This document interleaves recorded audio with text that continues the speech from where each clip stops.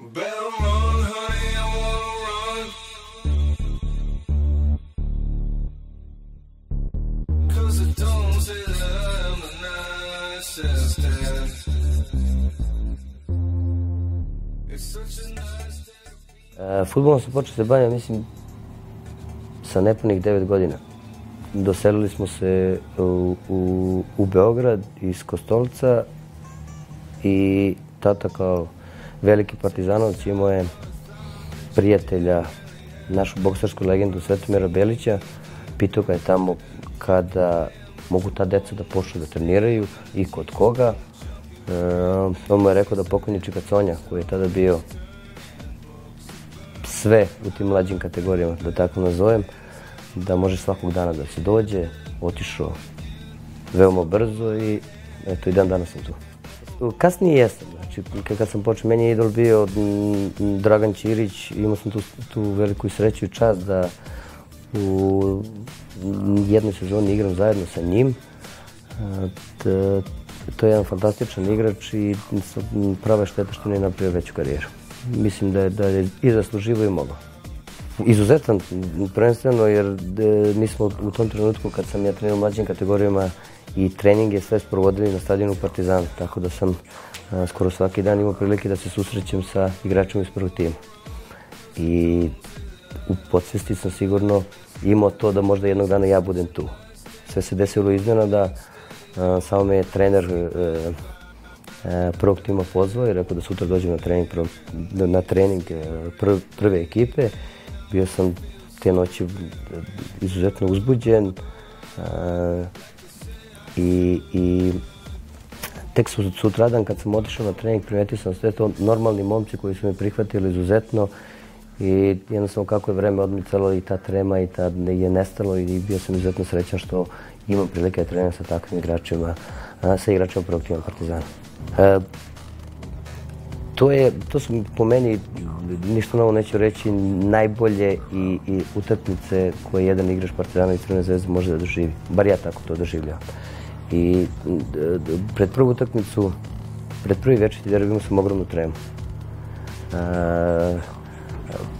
Izgubili smo sad, mislim, 2-0, po nekim, ne da se hvalim, po nekim konstancijama sam imao izuzetno dobru utakmicu, ja lično, iako je Partizan izgubio, ali ja se sećam da i tada, a i sada, stvarno proživljam noćne more posle poraza protiv Crvene zvezde. Znači, po par noći ne mogu da spavam i jednostavno to je ta rivalitet 100% koji mi se usadila sa treniranjem u Partizanu, jer u mlađim kategorijama smo često igrali protiv Crvene zvezde. Pa ja sam imao tu sreću da sam oba puta učestvovao u Partizanovom igranju Ligi šampiona. I to su uz utakmice protiv Crvene zvezde sigurno najbitniji detalji iz moje karijere.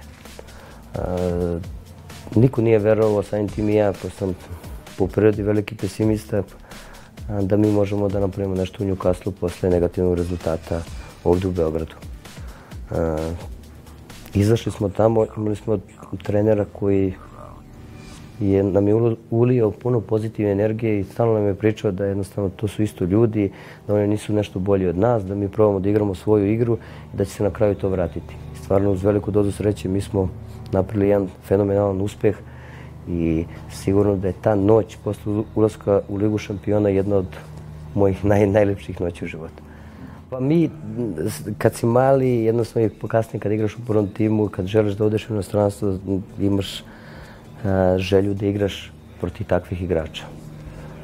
Sve su to normalni ljudi, jer sam sa nekim njih imao i čast, neke od njih imao čast da ih upoznam i da primetim da se oni normalno ponašaju kao i drugi. Znači, sem velika razlika što su oni mnogo ozbiljniji fudbaleri nego što smo mi. I sa mnogo više i žare i energije pristupaju tom fudbalu i u suštini bolji igrači nego mi. Lepo ih je gledati, još lepše biti na terenu pored njih i imati sreću da možda oni nemaju baš dobar dan, jer jednostavno ukoliko te veličine poput Zidane i ostalih imaju dobar dan, sigurno se tvoja ekipa neće dobro provesti. Pa izuzetno pozitivno. Ja sam na preporuku Radomira Antića otišao tamo i bila jedna fantastična ekipa. koja je te godine igrala Ligu šampiona, a ispali iz lige, iz španske lige, što je mnogima bilo za ne poverovati. Prvih par utakmica se krenulo kako treba, zabeležili smo par pobjeda i ekipa se digla i otišla na sredinu tabele. Svi su mislili da ekipa koja ima takve pojedince poput Miloševića, Mostovoja, Gustavo Lopeza, da nabremaš neke određene igrače, sigurno će se izboriti i ostati u ligi, ali mi u tome nismo uspjeli. To je jedan dokaz da je španska liga strašno izjednačena. Tako da, kad smo ispali u drugu ligu, ja sam imao priliku da ostanem, ali nisam želeo da igram drugu ligu, tako da sam se vratio u Partizan. Najlepše uspomene me vežu za Galatasaray posle Partizana. Prvenstveno osvojili smo titulu koje se niko nije nadao. Imao sam tu ogromnu sreću da igram standardno u Galatasarayu i da postigne puno golova te prve sezone, a došao sam pod znacima navodnika iz nekog Partizana. Jeste, imao sam preporuku trenera i ljudi iz kluba, pošto su Turci strašno fanatični i oni kad uvek vole da porede igrače koji su i najviše značili u prethodnom periodu sa nekim igračima koji dolaze. Hadži je bio jedan od najvećih legendi Galatasaraya, koji Galatasaray sa njim imao najveće uspehe, i pošto sam ja dolazio iz susedne zemlje i igramo sličnu poziciju, ljudi su onda normalno preporučili da nosim broj 10. Ja ne da sam se plašio izazova, prvo je realno trebalo reći da je teško stići i prestići to što je uradio Hadži za Galatasaray i uopšte šta znači Hadži u evropskom i svetskom fudbalu. Ja sam imao tu želju jer kroz celu moju karijeru u Partizanu je broj 22 na leđima, tako da, pošto je bio slobodan, nisam želeo da menjam, ništa drugo nije bilo u priči, jedino to. Ja sam ih zamolio da ostane broj koji sam nosio u Partizanu. Oni su mi to dozvolili i ja stvarno taj broj nikad ne bih menjao. Znači, i u svim klubovima skoro gde sam igrao nosio sam taj broj i u reprezentaciji, ukoliko je bilo moguće, nosio sam taj broj, tako da to volim i jednostavno to sam ja. Fantastično. Turci su slični našim navijačima, samo što su oni mnogo privrženiji klubu i ima ih mnogo više na stadionu nego na stadionu Partizana ili uopšte u našem fudbalu. Ima jedna stvar koja možda nije toliko dobra za igrače, jer oni idu iz krajnosti u krajnost. Koliko igraš dobro, ti si pod znacima navodnika Bog, tamo možeš da radiš šta hoćeš. I koliko ti se desi period, a svakom igraču se desi da nekoliko utakmica igra dobro, oni brzo zaboravljaju ono što je bilo dobro, tako da dolaziš na stup srama i jednostavno puno igrača nisu mogli da se izbore sa tim pritiskom u Turskoj. Pa meni je od samog dolaska u Salzburg neke stvari nisu poklopile. Jednostavno mene je tražio moj bivši trener Lothar Matthäus. Ja sam na njegovu preporuku isto otišao tamo, on mi je jednostavno pričao da će to biti jedan veliki evropski klub sa njim na čelu. A izdešavalo se to, onda ja sam potpisao ugovor, on je otišao. I odmah su meni nastali određeni problemi. Ne mogu da grešim dušu da ne kažem da je Salzburg jedan izuzetno veliki klub. Više nije ni samo u okviru Austrije, nego i u evropskog fudbala po nekim standardima, jer vlasnik kluba puno ulaže u fudbal, napravio je fantastičan stadion, fantastičan sportski centar. Samo u svemu tome za mene nije bilo mesta. Došli su neki novi treneri, dovodili nove igrače i ja sam stvarno, ne volim da pričam toliko o sebi, ali kad moram da kažem ovo da u Galatasarayu je bilo puno igrača koji su po meni bili bolji od mene. I ja sam morao da se trudim da dokažem da mi je mesto 11. A u Salzburgu nije bila takva situacija. I ja znam da je možda par igrača moglo da bude u nekom mom rangu, a igrali su svi, samo ja nisam igrao. Ali dobro, sve u životu se dešava zbog nečega. Meni je žao što mi se tako završila epizoda u Salzburgu, ali šta ćemo, život ide dalje. Partizan svake godine ima sjajne generacije. Jedini problem Partizana što ta neka generacija ne može da ostane duže na okupu. I svake godine dolaze neki novi, odlaze ovi koji naprave nešto i zbog toga ja i vidim razlog zašto Partizan ne beleži sjajne rezultate u Evropi. Iole, ne kažem da bi trebalo da svaku evropsku utakmicu dobijemo, ali da nam se desi neko određeno poboljšanje. Nama se to ne dešava i meni je stvarno žao zbog toga i ja želim da ti momci koji veoma brzo stasavaju i veoma mladi ulaze u prvi tim, ostanu par godina na okupu, jer onda mislim da bi Partizan dobio na kvalitetu i da bi mnogo bolje partije pružao prvenstveno u Evropi nego što pruža sada.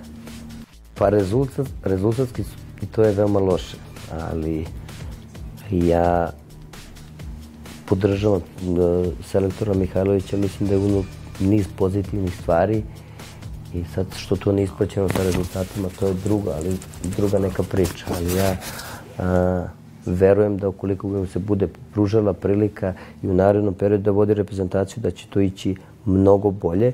Mi možda da ispoštamo sada da ne odemo na svetsko prvenstvo, ali moj neki stav je da selektor treba da radi na duže staze i da prioritet bude kasnije odlazak na evropsko prvenstvo.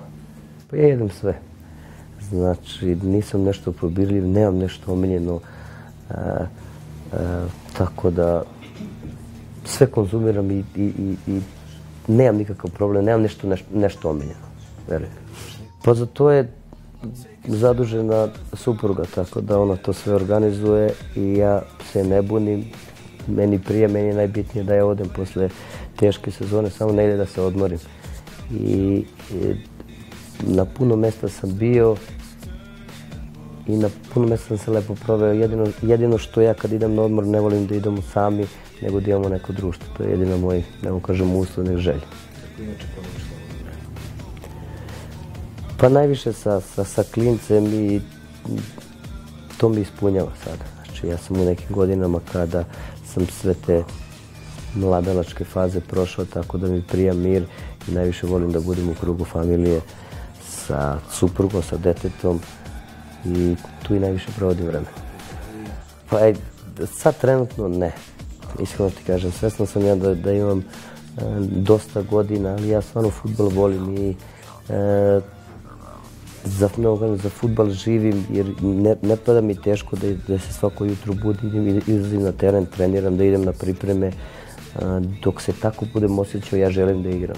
Znači, sad kako će to izgledati i na kom nivou će biti, to ćemo vidjeti kasnije. Sad u ovom trenutku, ako pričamo, ja želim još da igram. Ja sam dosta dugo u klubu i izuzetan sam sa svim ljudima koji vode klub, tako da dogovorit ćemo se. Znači da možemo očekujemo da oboriš rekord Moce Vukovića? Pa ne. Moca je najveća legenda fudbalskog kluba Partizan i ja stvarno ne stremim tom cilju. Meni i ove rekorde koje sam obarao, drugi su javljali. Tu može izuzetno da prija, ja sam stvarno ponosan na to, ali ne opterećuje se ti stvarima. S druge strane, Moca je odigrao 200 utakmica više od mene i za to je potrebno 4-5 sezona, tako da to i da hoću ne bi mogu da obarim. I za kraj, da li bi želeo da potpišeš šolje koje mi poklonimo našim posetiocima sajta? Kako neću. Nema nikakvih problema, samo reci gde. Ovo je moj čudan rukopis. Može čudan rukopis na albumu.